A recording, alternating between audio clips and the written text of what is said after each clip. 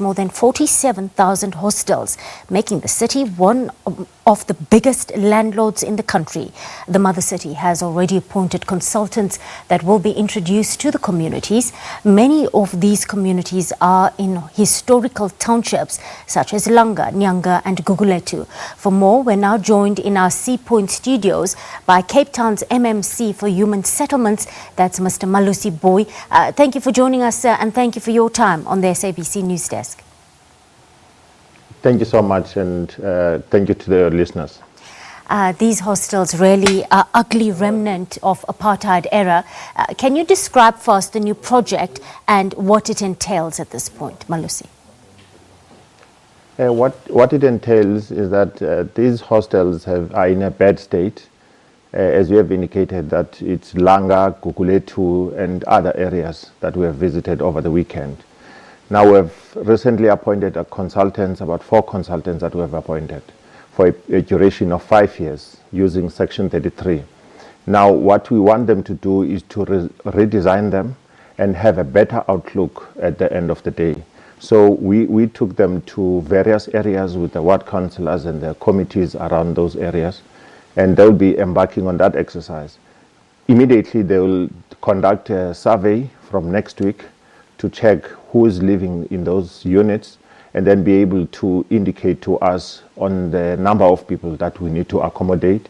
But over and above that, we'll then utilize that as our beneficiary list going forward.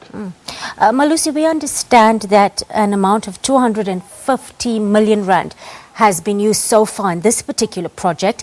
Give us an idea of how this money was used up to this point. Well, we have a project ongoing in the Langa area, which we have utilized more than 250 million currently, but our total budget is more than 350 million of the entire project. This project will also go ahead for a period of more than 10 years. But we'll be appointing contractors once the consultants have concluded their feasibility and their assessment and also their designs, which we're hoping that it will be before the end of this current year. And then from there, we'll make sure that we get good contractors on site so that they can expedite the process of delivery. All right, we'll come back to the point of contractors a little bit later on, Malusi. Now, 350 million rand over a period of a decade, you're saying.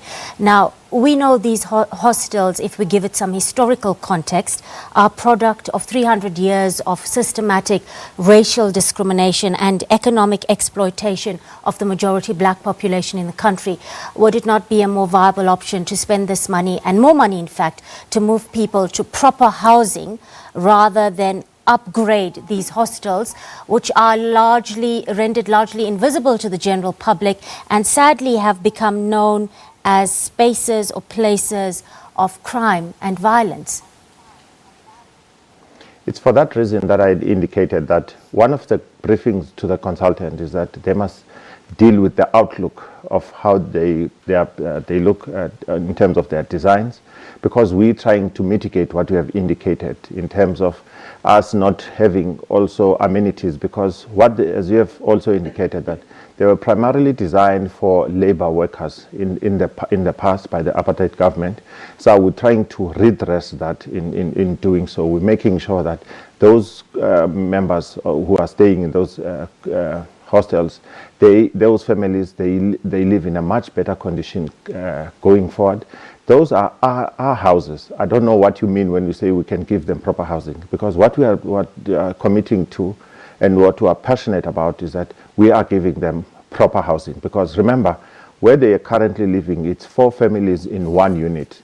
Now going forward, we'll be giving each family their own unit. So I don't know what you mean when you say that we won't be giving them proper houses. That is proper housing. So tell me how you're going to actually convert these hostels meant for single dwellers into family accommodation. Consultants, they are appointed precisely for that, to make sure that they redesign them. We'll also demolish some of the structures that you see today. We'll have a better outlook of them, a better design. And I've spoken to the consultant that I want to see a new Langa, a new Gugulethu, a new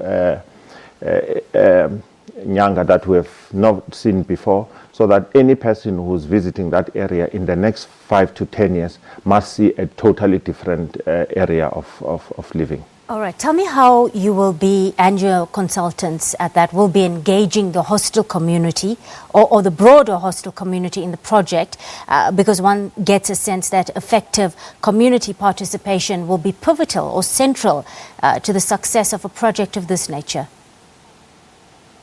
The process that we conducted from yesterday and today is precisely that. We're making sure that communities, they are part of us and they are part of the ongoing project. We will be having public meetings, because yesterday we met only their leaders. We will, in the coming week, we'll also be meeting the entire community to engage them.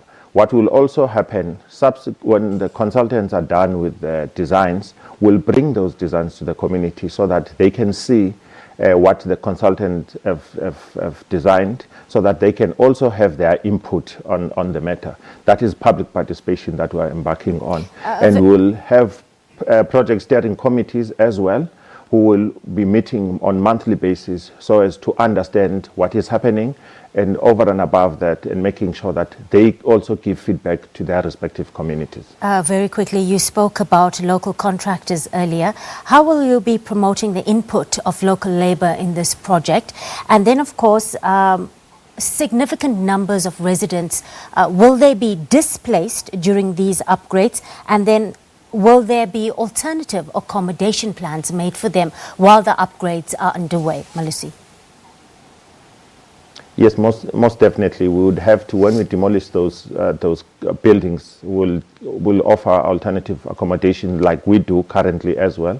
We do offer them alternative accommodation to make sure that they are also in a safe place when we do the issue of the construction.